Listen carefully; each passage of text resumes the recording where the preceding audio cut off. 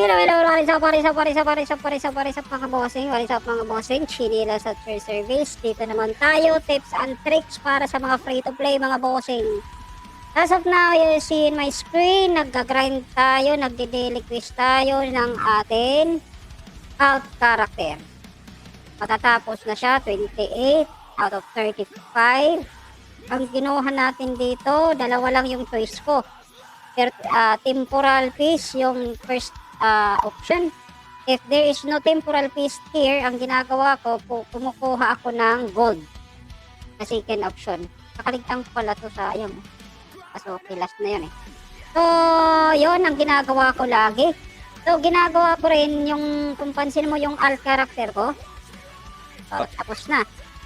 Kung pasin mo rin, yung alt character ko level 40 na. So, level 40, mag-quiz ka lang until makuha mo tong makuha mo lang itong Act 2 Chapter 8. Pag makuha mo yung Act 2 Chapter 8, ma-unlock mo na itong Twilight Hill. Bakit kailangan natin ma-unlock ng Twilight Hill? Kasi dito na tayo kukuha ng mga quiz sa dalawang map na to. Pero priority natin yung Twilight Hill kasi nandito yung iba. Pag puno na dito, kukuha tayo rito. Like, kung nakita mo, kumuha ko dito ng 4. Kasi nagkulang ako rito eh. Hindi ko napansin yung isang temporal dito. So, yun. So, ngayon, pansin mo, tapos na siya. Gaano ba ka-importante? Itong alt. Ito ang importante bossing pag free-to-play ka. So, siyempre, yung iba, di na to ginagawa dahil nagtatak up sila.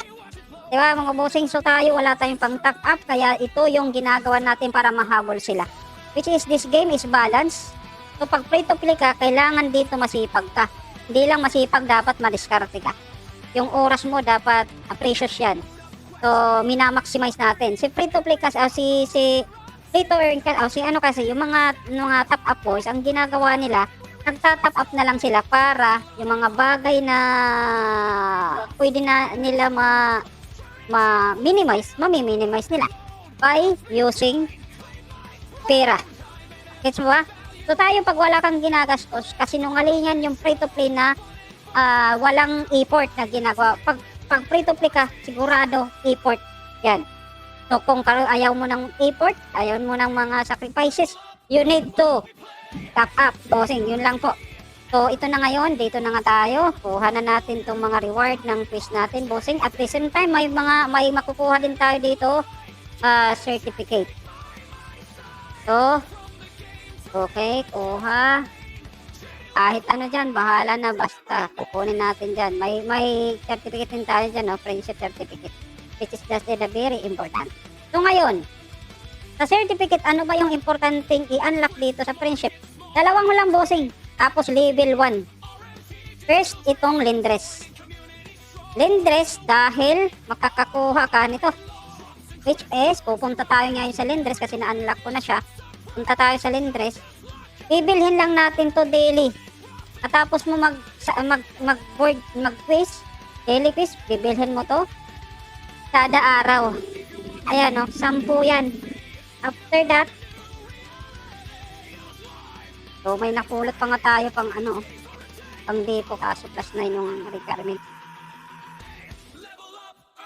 So after that, punta ka ngayon sa storage. Tapos i-check mo muna dito kung ano ang pwede mo makrap. Halimbawa ako ngayon, napupokus muna ako sa mount material. So ngayon pwede ako makakrap nito. Pwede ako makakrap, gawa ng mayroon akong 20, so makakakrap ako ng isa. Pero hindi ko nakakrap ng alanganin. Halimbawa, mayroon ako dito gustong i-unlock, like, ganyan. O, yun lang, ina-unlock ko. So, hindi ako basta-basta kasi ilan lang naman yung stock natin na 500 lang eh. So, mabibitin. So, ngayon, ipapasok na natin yung friendship certificate. Tapos, ipapasok na natin tong binili natin na mga mats. So, ngayon, pupunta tayo sa next alt. Other alt. So, kung mapapansin mo, yung alt ko is 4. Isa. Ayun. Na. Nagdiretso sa login page. So, pansin mo. 1, 2, 3, 4. Ito yung main ko dito sa taas. Ito main ko. So, puro alt yan. So, yun ang ginagawa lang niya, routine ang ginagawa niya. Mag-quiz, tapos, bumili doon sa friendship shop. So, ngayon, may isa akong character dito, na alt character, na siya yung gagawin kong main crafter. It's up to you kung gagawin mo, ang main crafter mo is yung main crafter mo, yung main mo, is up to you. Diskarte mo na yan. Basta ito lang yung perfect na gawin mo, mabilis to. Mabilis lang bossing mag-quiz. Mabilis lang mag-quiz. Tulungan mo lang ang karakter mo. Huwag mong hayaan AFK. Pero kung nasa trabaho katulad ko, may trabaho, nasa office ako, kuha lang ko ng 10 quiz, tapos yun, papatakbo ko na yan. Manually, bahala na siya kung saan siya pupunta mag-quiz. Kasi automatic yan eh. Yung 10 na yan, hindi yan titigil yung karakter mo hanggat di natatapos. So, gets mo yun, bossing. So, okay na. Napasa na natin, pati yung certificate. Napapasa na natin. So, punta ulit tayo rito. Huwag natin kunin to. Dahil dapat ang main ang kukuha niyan. So, dito tayo punta sa isang alt. Dito. So, kukunin natin yung mga pinamili natin. Daily. 10-10 lang yan, bossing. Pero, importante yan. So, certificate. Take natin. Dahil natin nabili. Okay. Okay, tapos punta tayo sa storage. Hindi lang mount yung target natin dito. Marami pa, bossing. So, mount lang muna itatakil ko dito. Tapos, itong daily routine natin, ito lang muna itatakil ko para hindi masyado mahaba yung video natin, boss. So, yan. Nakapasok na lahat na pwede natin ipasok. Ito, kasi tradable. Lahat ng tradable, ipapasok natin yan. Papasok natin para mag-benepisyo yung win natin. So, ayan. Okay na. Punta tayo ulit sa isang character. Ito yung min na pang-craft.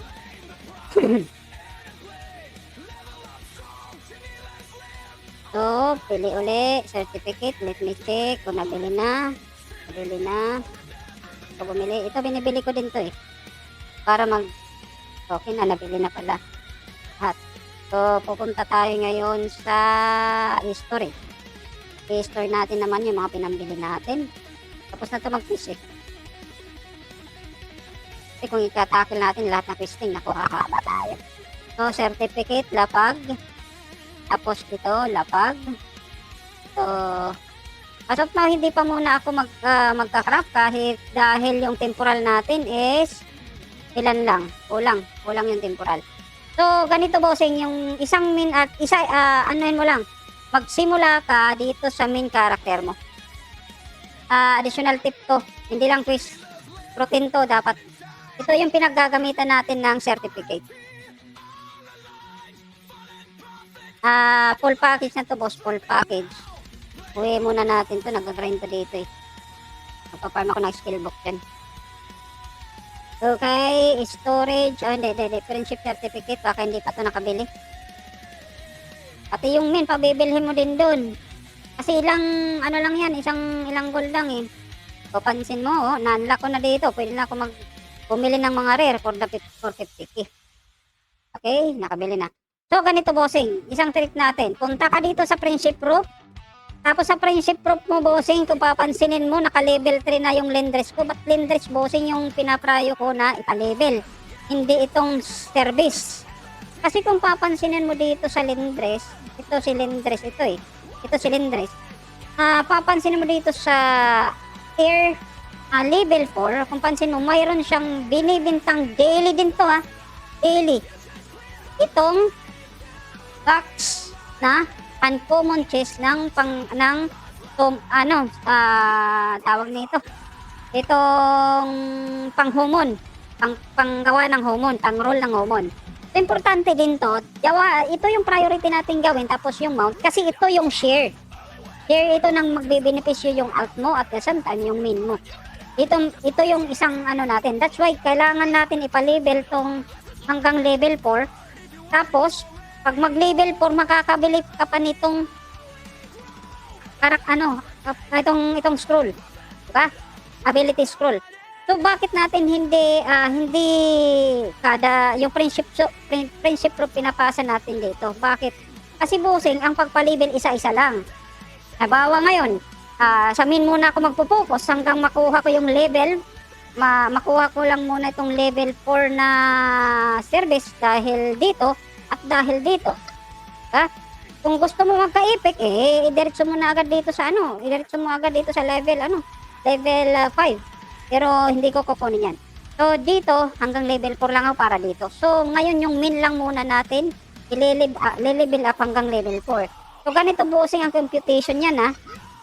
Every one certificate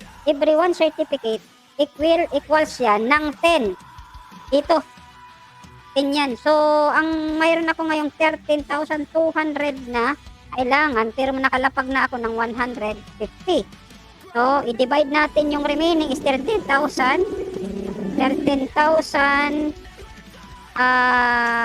i-divide natin ito sa 10.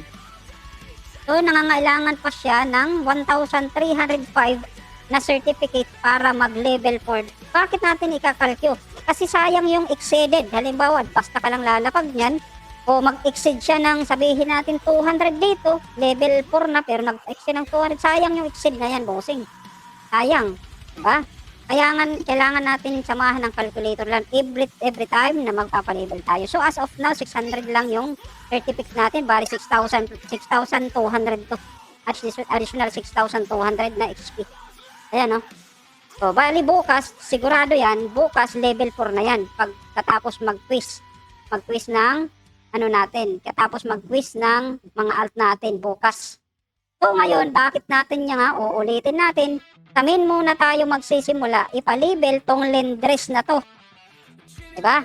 Ipapalabel natin para makuha natin to. Katapos kung halimbawa nag-level up na yung min natin sa friendship, pupunta tayo ngayon dito sa alt na naman. Itong alt na naman ipapalabel natin hanggang level 4 uli. Yung lendress, mag-focus lang muna tayo sa isa. Kasi pag lahat yan i-activate na lahat yan, halimbawa, lahat mo nakuha na friendship group, ilalapag mo agad dito sa mga alt mo, tatagal ka bossing, tatagal tayo. So, as early as possible, nakakabenepisyo na tayo, di ba? As early as possible, nagbe-benepisyo na tayo na nakakabili na agad tayo kaysa-isa ng box na yun at yung scroll ng ability. Dahil yung scroll of ability bossing, kailangan natin yan dahil yung available ng scroll na ability na yan, dahil siya yung magpapalabel bossing pag level 80 na po yung mga abilities natin. Itong ang tawag dito, ito ang target natin. Alam ko na alam nyo na to. Dahil kino-content na to bossing ng mga content creator na hindi lang ako. Pero nagre-remind lang ako boss. Nire-remind ko lang bossing itong maestro, pansin mo. Magkakrat tayo ng maestro na yan. So, consumable ba siya? Hindi. Consumable materials. Ito siya, Para makakrap ka ng maestro, 10 expert. Which is this one. So, 10 expert, para makagawa ka ng isang expert, kailangan mo ng epic. Para makagawa ka ng epic, kailangan mo ng rare. Para makagawa ka ng rare, kailangan mo ng uncommon. So yun yan siya hanggang dumating tayo rito. So yun yan, like I've said kanina, kung gusto mong makatipid, ito malpak ka bossing. Pero kung free to play ka bossing, wala tayong magagawa. Kailangan gawin natin tong ginagawa natin. So it's up to you kung alin yung kaya mo boss. Pwede ka gumawa ng alt na 3 lang. Pwede ka gumawa ng alt na 2 lang. Depende sa capacity mo. Ako trinay ko na gumawa lang ako ng 4 na alt dahil kaya ko pa as of now, kaya ko pa. So pag hindi na, siyempre hindi na natin papatuloy yung alt na yan.